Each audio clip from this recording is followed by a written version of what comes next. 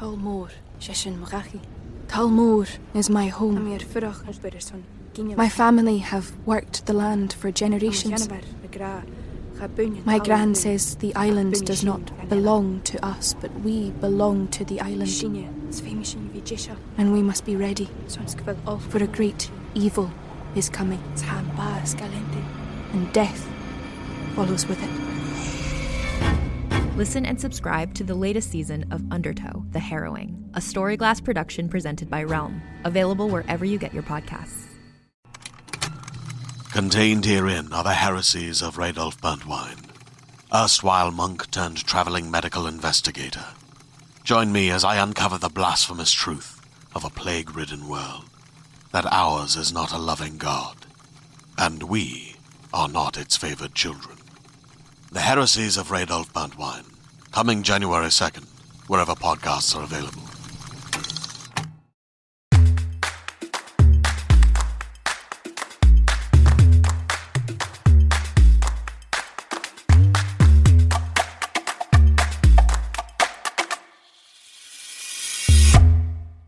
Hello, world, and welcome back to another episode of Thanks for Coming In. I'm your host, Jillian Clare. I don't have much to say this week, except for hello, and I hope you're all doing well. I've been focusing on some writing this week, which has been fun and nice. It's nice to feel focused again.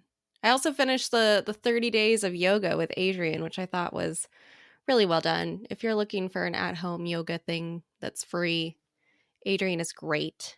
What else is going on? Oh, I finished The Duke and I, the first of the Bridgerton books, and now I'm on The Viscount Who Loved Me, which is the sequel to The Duke and I. It's focusing on Anthony Bridgerton, the eldest of the Bridgerton family members, which I hear is what they're doing with the show too, which is cool, and I'm excited to see where they take the second season. Today on the show, we have Matty Cardarople. You know him from Stranger Things, A Series of Unfortunate Events, Jurassic World, Dumb and Dumber 2, The Big Sick. He has a new movie called Wheels of Fortune that we're going to talk about, and it was a pleasure to get to know him. So here's my conversation with Matty Cardarople. Welcome to the show, Matty! Hey, what's up? You know, just hanging out. How you doing? I'm good. How are you? Are you in LA too? Yes, Oh, I'm in cool. Los Angeles. Nice. Yep. We had some crazy rain recently, which was nice. Yeah. It's good for the soil and to keep the fires away. I know, especially after all that wind. It's nice to have a little bit of rain to make sure that we don't, burn down entirely. Yeah, exactly. Well, I got to say, I loved you on A Series of Unfortunate Events. I think that show is amazing, and you are so funny in it. Thank you. Thanks. Oh, I'm blushing. Thank you. It's really nice. Thanks. It's such a good show, and the way that they really highlighted all of Neil Patrick Harris's like Goonies in it is just so cool. I love that you all had such an important role in the story. Yeah, that was great. Yeah, I didn't really think of it that way as like Goonies. Yeah, you guys are like the Goonies. It's fun. Yeah, I love that. That's great. How was it working with Neil Patrick Harris? Really fun. He's a really great guy. I think one of the first days I got to work with him, he gave me a big hug and said welcome. Very nice guy. Love Neil. He's really into magic, which I think is cool. Yes. And he's so talented. He can sing and dance, and he's very confident in what he does. And he's a very supportive actor. So yeah, I had a blast working with him. It's looked like it was such a fun set. I mean, the props, the design, everything just looked so interesting and so well placed. Yeah, for sure. Yeah, the set design was incredible on that. Very beautiful set design. It was stunning. And of course, you've been on Stranger Things as well, which had to have been epic and fun. Oh, yeah. Yeah, that was incredible working on Stranger Things. Had a blast. The kids are so funny. They're like little adults. They're so intelligent and funny and fun. Just like great, great young adults. They're really cool. Yeah. All of them seem very, but what's the word I'm looking for? They seem very like well-mannered and like very like little adults almost. Yeah. Yeah, exactly. Yeah. You're copying me. I am. I'm copying you because well they do look like little adults. Like when you watch interviews and whatnot of them, they just seem so smart and so well versed in everything that they're They doing. are. It's incredible. So tell me about how you got started in acting. I read that you're from New Hampshire and you grew up wanting to entertain, but what actually got you into the industry? So yeah, for me, what first got me, kind of interested in performing and acting was like, I'd perform in front of my parents and they joke around. And then in high school, I had a really cool English teacher that was very supportive, and he would give me like 5 minutes at the end of class to just perform something. And my classic bit was reading a poem, but I'd pretend like I didn't know where the poem was, and I'd pull it out of my shoe. I'd take my shoe off and pull it out of my shoe. That was my classic bit. Love doing that bit. Always got a laugh. And he invited me to do my first gig. Well, not really. It was just like at a local bookstore. I read some poems, like other students in front of a bunch of people, and that was kind of like my first performance. Mm, So that kind of got me into acting, and then I saw Jim Carrey in Ace Ventura, love. and he was incredible, and I was Yeah. like, wow. I was like, I want to do what he does. I had no idea how to get there because I'm from Exeter, New Hampshire, Hmm. and you have no idea. You're like, how do I even get to Los Angeles? You know, you don't when you're that age, you don't think about all the steps that you need to take, and there's no real like clear path to that. I don't know if you find this too, but there's no you can't just like get famous overnight. I mean, Yeah, you you can. you don't just show up in LA and all of a sudden you're there and it's happening. Yeah, exactly. And that you can't think that way if you move here and you're like, "Oh, I'm set for life," or you know, even for me, like I got my first big movie, Drillbit Taylor, Hmm. in like 2003 or 2000. No, no, sorry, 2006. And I was like, "Oh, I'm like, producers, Hollywood's gonna start calling." And I was like, I made it. I've done it. But it was like, no, you still have to put the work in. So, Yeah. um, yeah. So, I think I answered your question. Yeah, you did. You did. Did you end up going to college or anything for acting or did you just come straight out here to LA? So I went to the New York Film Academy because I've always been interested in directing. I went to the one Oh. in uh at the Universal City lot. They have a Yes, school there. yes. So it was really cool that I got to make like films, short films and whatnot, Mhm. in the back lot, like on the old Jurassic Park set, and Oh, how um, fun. yeah, the famous one at the hotel. What's Oh, that one the called? the Psycho one? Yeah, Psycho set, Jaws. Like it was insane that I'm just a young kid from New Hampshire, Mhm. and we're making all these short films on these iconic sets. So that was very cool to do. That had to have been like such a shell shock too. Oh yeah, it was for sure. It was, yeah. But yeah, it was awesome. So I went to film school there, and a friend asked me to be in a short film, and Mhm. I played like a young detective or something, and Nice. I had to like there was one scene where I had to pretend like I was out of breath, and he was like, "Man, you're a really good actor. You should be an actor." Like, well, it's just pretending I'm out of breath, so it's pretty easy. But no, he he was like, "You should be an actor." And that was kind of my first short film that I had done, or any kind of film. Yeah. And so I loved it. So I just fell in love with it. And It's yeah, certainly, it's a bug. That's what I call it. You get bit by it and then you just can't stop.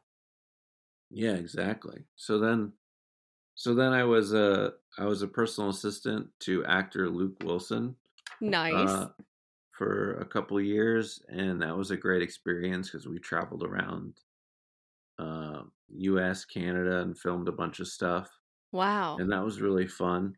And I got the experience of being on set and working with him, and his brother took a liking to me, Owen Wilson, and got me the audition for Drillbit Taylor, and then Mm. I booked it. And it's funny because I've always wanted to be a baseball player. Like Really? that was my first dream, was to be a pitcher for the Red Sox. And the first day on set on Drill But Taylor, the director said to me, "Welcome to the big leagues, kid." Oh my So gosh. I had felt like, I didn't become a pitcher, but in some way I did. You kind of did. Yeah, A little well, bit. I think it's kind of like, maybe this has come up a lot actually in my career, where people have referred back to baseball. Like, I Mm. ran into Judd Apatow at a party, and I did one of his movies, and he was like, "You hit a home run, kid." So I think like I like team up with these guys that love baseball, and maybe they were Yeah. nerds too and didn't get to play baseball, and Possibly. we Maybe do you're just movies. projecting baseball out Yeah, into the maybe. world. Yeah, Like, just tell me a baseball phrase and I'll be happy. yeah, please. Yeah, So you do drill but Taylor, and then you sort of catch that ball that you need to start a oh, career, nice. and right? Yeah, yeah, To I start a like career, that. and you do all these shows, you're on a bunch of different TV shows, you do movies, The Big Sick, all this stuff. What what do you think is the role that really started to set you apart? Because I feel like everyone knows who you are now, like, from Stranger Things or A Yeah. Series of Unfortunate Event, but I feel like there has to have been something in your mind that started to set you apart from everyone else. For me, that was Dumb and Dumber 2. I Mm. did a little part in that movie, and that gave me the leverage to get other roles, and to, because other producers, directors, or casting directors, they see, oh, he's been in Dumb and Dumber 2. Let's bring him in Mhm. for this other role. And that's how I kind of got Jurassic World. Mm. Uh, but yeah, I think kind of the tipping point for me was both Dumb and Dumber 2 and Jurassic World. Those Yeah. two parts like got me the show that I did, Selfie, for a Yeah. while with Karen Gillan and John Cho. And that led to other things, A Series of Unfortunate Events, Stranger Things. Um but yeah, those first two things were the first things that kind of set me off in this amazing direction. So, And you're certainly on a great trajectory now. I mean, oh, thanks. nonstop hits, which is so Thank cool. you. How was working? Did you actually get to work with Jim Carrey? Because you said that you loved him, obviously, in Ace Ventura. Did you get to work with him in Dumb and Dumber? Um, yeah, yeah, I did. I didn't have a scene with him, but I got to meet him on the set, and it was an incredible experience. Um, it was at the end of the day, and the sun was setting, and it was just beautiful. I got to meet Jim Carrey, my hero, and I don't remember what happened exactly because I was just so in shock. I just shook his hand, and it was amazing. It was a dream come true to get to meet him, and I got to talk with him a little bit. Mm. And then I think I like went to my trailer and like weeped a little bit. Just because, like, I was just like, he's my guy, and I'd Yeah. met him, and he's had such a huge impact on my life. So it was really cool to get to meet him. I Uh, can't even imagine meeting him. I think yeah, I would just faint. yeah, I don't know how you stood your ground. yeah. I'm lucky I did not faint. That's for sure. Your flight or fight instincts must have kicked in there. Yeah, for sure. They definitely did. You can shop from anywhere doing pretty much anything. You might shop while working, eating, or even listening to this podcast. And however you shop, we all know and love the thrill of the hunt. But do you also know how to get the thrill of the best deals? Because Rakuten shoppers do. With Rakuten, they get the deals they love with the most savings and cash back. And you can get it too. Start getting cash back at your favorite stores like Sephora, Nike, and even Expedia if you're looking to get some travel in. And getting cash back doesn't mean you have to miss out on sales because those can just be stacked right on top. It's easy to use and based on a simple idea. Stores pay Rakuten for sending them shoppers, and Rakuten shares the money with you as cash back through PayPal or check. Download the free Rakuten app and never miss a deal. Or go to Rakuten.com to start getting the most bang for your buck. That's Rakuten.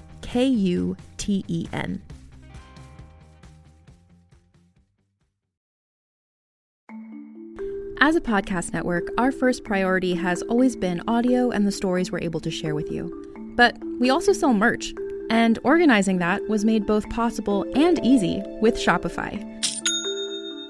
Shopify is the global commerce platform that helps you sell and grow at every stage of your business, from the launch your online shop stage all the way to the did we just hit 1 million orders stage.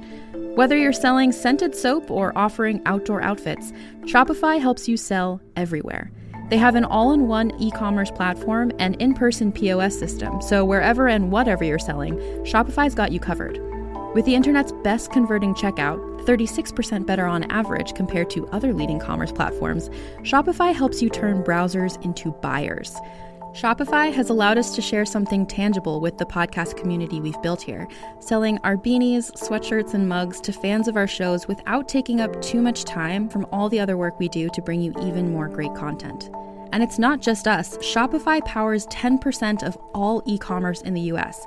Shopify is also the global force behind Allbirds, Rothy's, and Brooklinen, and millions of other entrepreneurs of every size across 175 countries. Because businesses that grow with Shopify. Sign up for a $1 per month trial period at shopify.com/realm, all lowercase. Go to shopify.com/REALM now to grow your business, no matter what stage you're in. Shopify.com/realm.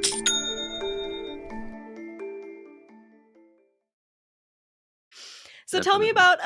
about your new film, Wheels of Fortune, which is now on Netflix. Yes. Tell me a little bit about the film. Sure. It's kind of like Dumb and Dumber, actually, in a way. It's about these two idiots that are trying to get this fortune of money, and I play this character named Noodle. Love Very, it. very fitting name for me. And yeah, it's with Matt Jones, Mm, and he's very talented, very yeah. funny guy.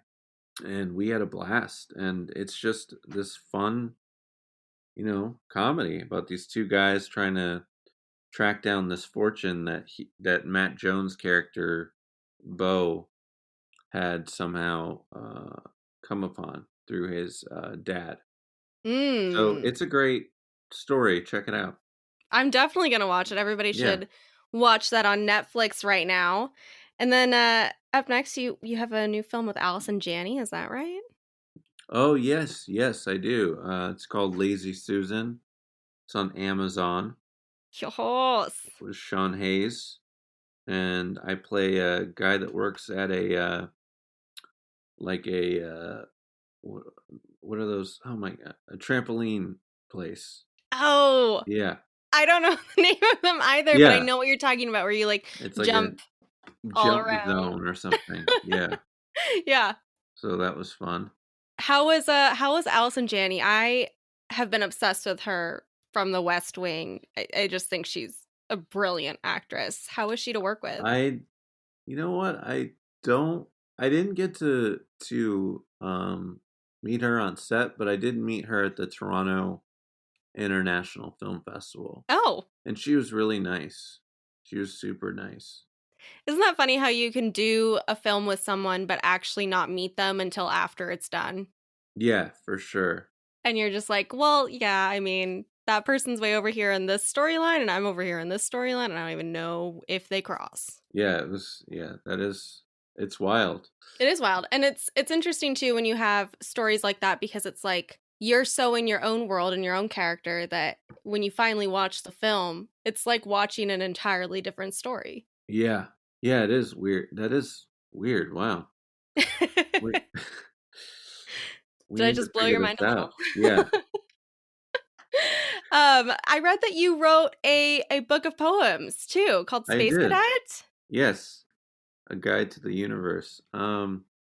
Yeah, I've always loved poetry since high school, and Since you're an English teacher? yeah, since my English teacher, and I've always wanted to write a poetry book, and I'm That's so working on my cool. second one right now.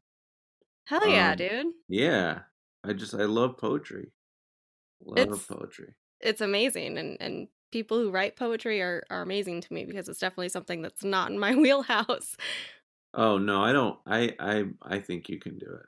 I I totally think you can do it. I don't know, I think it'd just be a lot of baseball references. It honestly just takes practice, like with anything. Like you can get good at anything. Like I do painting.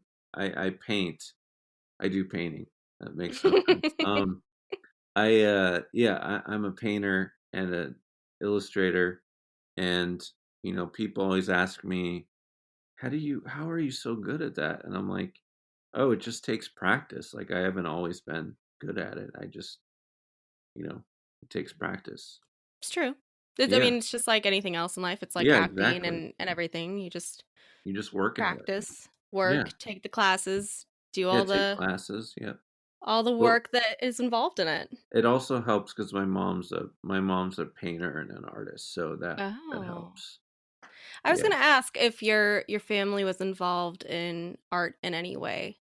Because when you grow up as an yeah, entertainer, wanting to be an entertainer, I feel like there's always an influence from your family in some sort of way. for sure. Yeah, my mom is a painter, and both my sisters are talented. They're not That's not their profession, but they're both Hmm. very talented artists. Like my sister Caroline's she's really good with music. Like she can just pick up music so fast. Hmm. And she's very talented at drawing.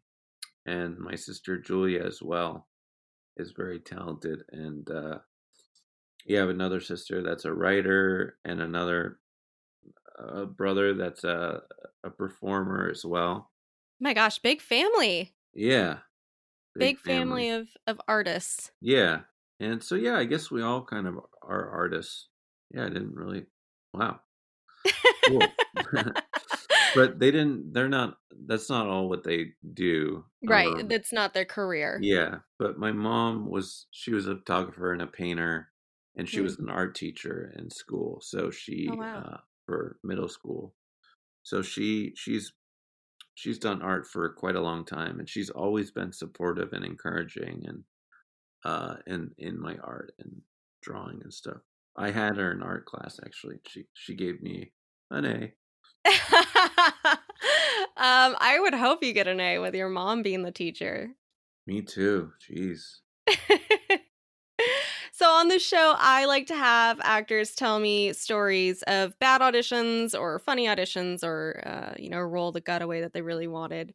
Do you have a story that you would like to share with us? Oh yeah, definitely. I definitely do. I have a couple. I had an audition where I got bit by a dog before I went in. Oh no. It was one of those dogs that I love dogs, by the way. Me too. My whole life I've never had a problem with dogs. So I was just like kind of in shock. I was like, what the heck? I was just So what happened was it was at the audition, and the casting director had a dog, and there were two dogs actually, Oh my and god. one of the dogs just wouldn't just would kept like I was trying to like learn my lines in the audition, and he was just around me, and I was just like, what's going on? And then he bit my leg just Oh for my no god. reason. I was just like, what the hell just happened? Oh my god. I was just I was literally minding my own business. It was just like it was just like if someone came into the audition room and just like randomly punched you in the face or the shoulder or something. Oh my It's like, god. what did I do? I was just sitting here. Well, what do you um do at that point? I don't know. It was so weird. It was very weird. And I was just kind of in shock. Yeah. And I went in and did the audition. And for some reason, I didn't flub once. Like I got through it. And I don't know how, because I was like, had like, trauma going on. That's And remarkable. yeah. And I ended up booking the job. I don't Oh know if my that's because god. they felt sorry for me or what, They're like, but our dog bit his leg. We have to give him the job now. yeah. Yeah. Did you tell them that the dog bit you or no? I did, Okay. and one of them was very apologetic, and the person whose dog it was didn't say anything to me or look at me. I was like, "What the heck is what kind of operation are you running here?" It was Oh just my very god. bizarre. It was That's kind very of. weird. I think you win for, yeah, the most bizarre audition story I've ever heard on this show. That is that it's like it's Yeah, awful, but it's funny at the same time because yeah, it's not something that you expect to happen in an audition room. right, yeah. Well, and I've had other auditions where and I love dogs. Sometimes there'll be auditions. This hasn't happened very much, but I love dogs. But like sometimes when you're in an audition room, you're so focused in and something can easily distract you. You know what I Yeah. mean? Yeah. And someone had a dog when they were like auditioning someone. And I just asked politely, I was like, hey, like, is there anyone the dog can like wait outside? It's Because it was true like though. moving around. Yeah, and And that can be so distracting. so Um, Wow. again, I love dogs. Like I have no problem with dogs. I have a dog. We have the cutest little Pomeranian, Oh. and I've had dogs growing up, and I have cats. Like I'm an animal lover. Yeah. Um, but yeah, so that was bizarre. That was a That bizarre dog was thing. not on your team, but you prevailed anyway. Yeah, Oh yeah, my gosh. yeah. Wow. That's quite a story. Thanks. I love it. It's just so Thanks. random. It was very random. My god. Very Wow. random. Um, that's fantastic. I don't think you can beat that. Yeah, I really don't. I don't think anybody will ever be able to come on the show and beat for at least the most bizarre audition or the weirdest audition. yeah. It was very bizarre. I mean, there was one other audition like that was pretty bizarre where I think like it was when I was first starting out my career, like it doesn't beat the dog story, but it is still weird. But it was like at this guy was like he was like a chef owner and like a restaurant owner. He was like Okay. making a movie and he had me audition in the restaurant while other people were dining. And I'm just like, what is happening right now? Oh my What god. is this? Amateur hour. God. That's amazing. Auditioning in the middle of a restaurant. Oh my Yeah. god. It's just like, what Wow. the hell? And it was like an intense scene where I'd like yell it. Yes. It was like a deep scene. And it was just like, what is happening? So I've Oh wow. definitely I've had many audition stories of just like weird stuff. I love it. I think the weird auditions are the best ones, man. Those really live with you. Because you go on so many auditions as an actor that it's like you don't remember, a quarter of half of them, 3/4 of them. I don't know. However Well, many. it's such a relief too once you start getting offers because you're just like, yes. Thank Wait, God. so I don't have to audition for this? Like, no, you don't. Just like, that's amazing. Yeah, that's Yeah. got to be an amazing feeling, not having to deal with the auditioning process, because that is it's rough, man. It's a rough It's rough. process. Yeah. But you got to Yeah. do it. It's Well, part what of the about, job. sorry, can I hear yours? Do you have, can you tell me? I'm sure you've told it a million times, but can you? I mean, I have a couple that I have never told on the show just because they're like super long and heartbreaking, and I was a child when they happened. But I do have one it's not bizarre or funny really. It was just an interesting day because I went in for a pilot in the morning, and then a couple hours later I had a callback with the producers, and then by 4 p.m. that day I was testing in front of the network, which was wild. Whoa. Yeah, all in one day. Whoa. Well, I found out later it was just because I was like, a sheep so that they could cast the person that they wanted. But it was just, yeah, God, they that's always, terrible. it's terrible. I think I was like 13 when that happened. I don't know. But it was a crazy day of emotions just because it was, when you're an actor and you get so far in the pilot process, it's very exciting. So for all of that to happen in one day, it was just like, what the heck is happening here? What's going on? Yeah, I'm so sorry that happened to you. That's awful. It's fine. The show Yeah. didn't last past a season anyway, so it's okay. That's good. Well, thank you so much for coming on the show, Matty. It was a pleasure talking to you. Thanks for having me. Where can people follow you on social media? Matty Cardarople on Instagram. I'm not on Twitter very much. But yeah, Instagram, and I'm on TikTok. Heck yeah. Matty Cardarople on TikTok. But yeah, you can find me on Instagram and TikTok, and I'm also doing quite a bit of art right now. I have an Etsy store, Matty Cardarople Art, that you can check out. Awesome. Thank you. Yeah. Well, thanks so much for coming on. It was so nice to talk to you and get to know you, and Yeah, I'm you excited too. to see everything that you do Thanks, next. Jillian. Thank you. Thanks again to Matty for coming on the show. It was so fun to talk to you, and I'm excited to see what comes next. Tune in next week and make sure you're subscribed to the show wherever you're listening to it right now, and give us some ratings and reviews and stars. We love those stars, they do great things for us. And as always, thanks for coming in.